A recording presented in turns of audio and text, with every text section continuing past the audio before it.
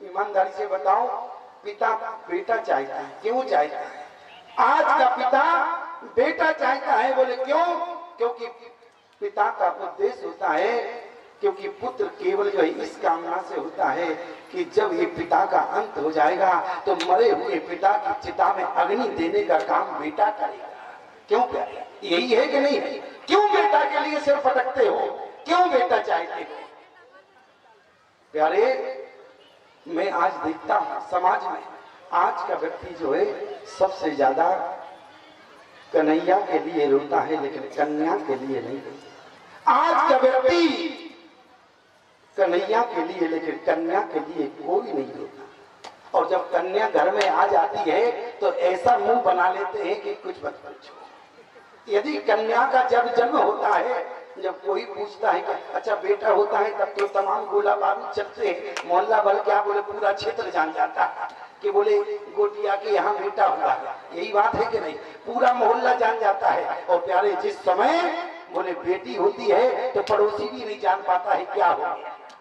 विचार करना, आज का व्यक्ति जो है कन्या को नहीं चाहता। कभी आपने विचार किया? लेकिन आज की बेटी आपके अपने पिता से छाती पीट कर पूछती है कि पिताजी मेरी गलती क्या है, क्या त्रुटि है?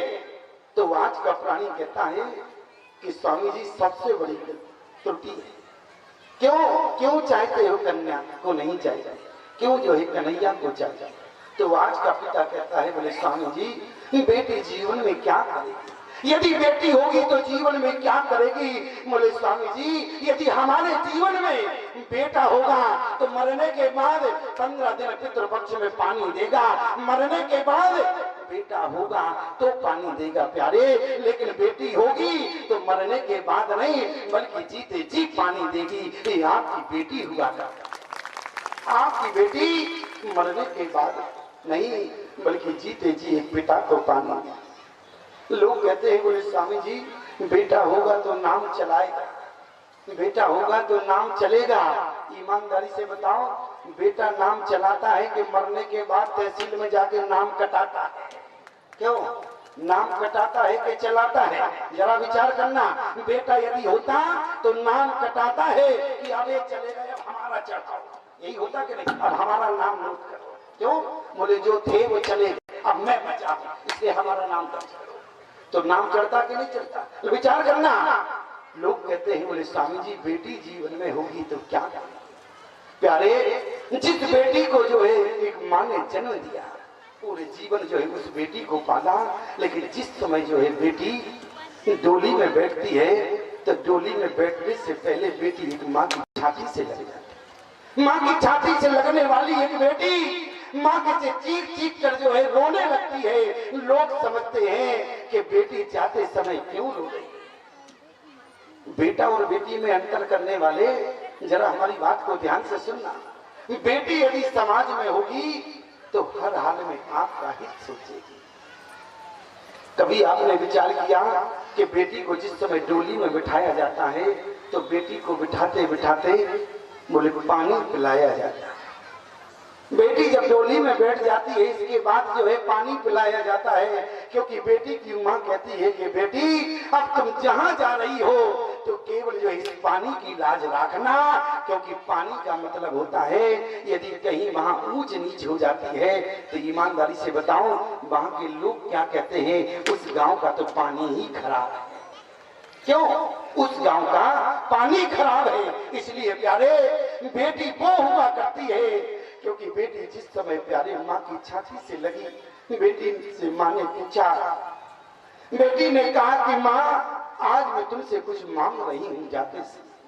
माँ ने कहा कि बेटी रोना बंद करो, जो इच्छा होगी, जब इतना दान दहेज दिया एक बार कहो, बोले सेकंडों में तुम्हारी पूर्ति की जाएगी। लेकिन वो बेटी रोते रोते बोली, माँ इस बेटी को कुछ नहीं चाहिए। प्यारे मैं धर्माचार्य, हमारे जीवन में कोई बेटी नहीं है, मैं धर्माचार्य, हमारे जीवन में कोई बेटी नहीं है। इसके बाद भी मैं जानता हूँ कि समाज में बेटी का स्थान क्या होता है। आज एक बेटी अपनी माँ की छाती से लिपट कर एक अपनी माँ के आगे हाथ फैलाकर भीख मांग रही है। क्या मांग रही है? मोटरसाइकिल। अरे मोटरसाइकिल तो जमाई राजा मांगता है, क्यों? मोटरसाइकिल तो जमाई राजा मांगता है। अच्छा बेटी की मांग सुनो, अरे दाद के दामाद ने मोटरसाइकिल मांगी होगी, लेकिन बेटी ने अपनी माँ से कहा कि माँ तुमने पूरे जीवन भर इस परिवार का ख्याल रखा, तुमने पूरे जीवन इस परिवार को पाला, लेकिन अब जाते समय माँ एक बेटी तुमसे भीख मांग रही है, जाने के बाद तुम किसी परिवार के सदस्य का ध्यान रखना या न रखना, लेकिन मेरे जाने के बाद मेरे पिता का ध्यान अवश्य रखना, ये आपकी बेटी मांग रही है। क्यों? समाज में बेटी क्या है? अरे जिस भाई के जीवन भर कलाई पर राखी बांधने वाली बेटी ने भगवान से यही प्रार्थना की, प्रभु मेरे भाई के हाथ इतने लंबे करना कि इस बहन पर जब मुसीबत आए तो भले मेरे भाई के कदम वहां तक ना बढ़े, लेकिन मेरा भाई का हाथ बहन की मुसीबत तक पहुंच जाए। ईमानदार से बताओ। और आज उस भाई से भी केवल यही मांगा कि पिताजी जैसे भी हैं भैया अपने हैं, इसलिए हर हाल में मेरे जाने के बाद मेरे पिता को खुश रखना, ये आपकी बेटी की कामना है। एक पिता का शरीर पूरा हुआ तो उसके बाद प्यारे एक बेटा भी रोता है और एक बेटी भी रोती है। जिस समय बेटे से पूछा गया गांव वालों ने कि भैया तुम क्यों रो रहे हैं? जो आया है सो जाएगा, राजा रंग फकीर सब जाते हैं, लेकिन रो क्यों रहे हो?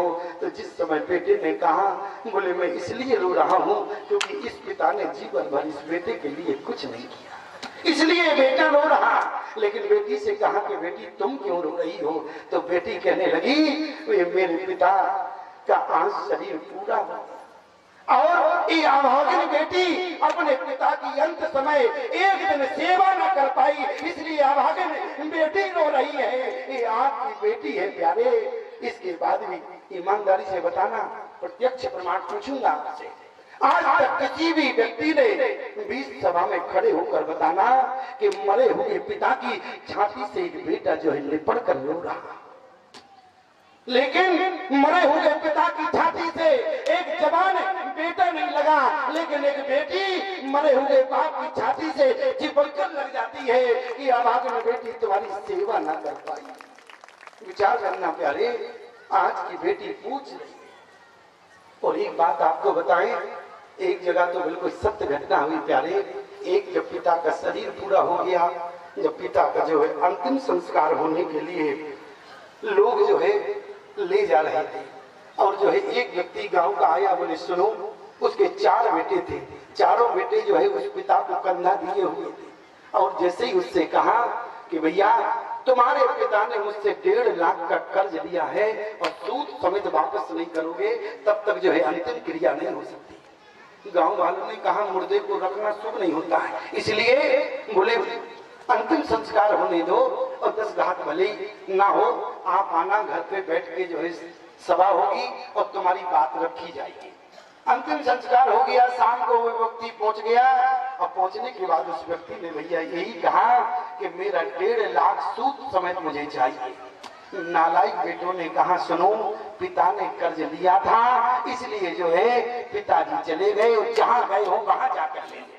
पिता जहां चला गया वहां जाकर कर्ज लेना, क्यों मेरे दरवाजे पर आ गए? ये नालायक बेटों का उत्तर रहा। जब शोरगुल ज्यादा हुआ तो भीतर तक आवाज गई, बेटी आंगन से निकल कर आई। बेटी ने कहा बात क्या हुआ?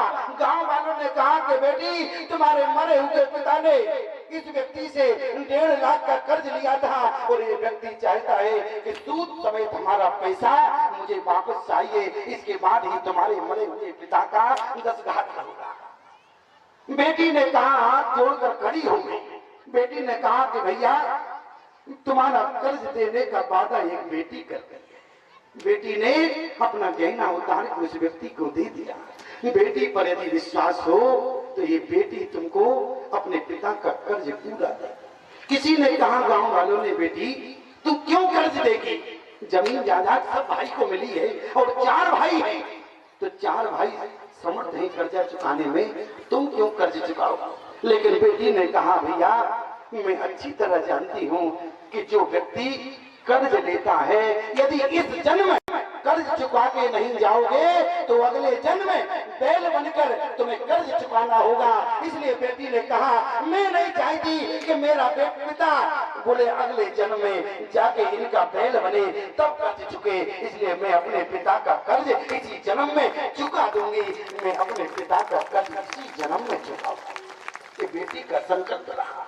लेकिन प्यारे 10 घात हुआ, बेटी जाके अपने ससुराल चली गई और जो है ठीक जो है कुछ दिन बाद जो है वो व्यक्ति बेटी की ससुराल पहुंच गया।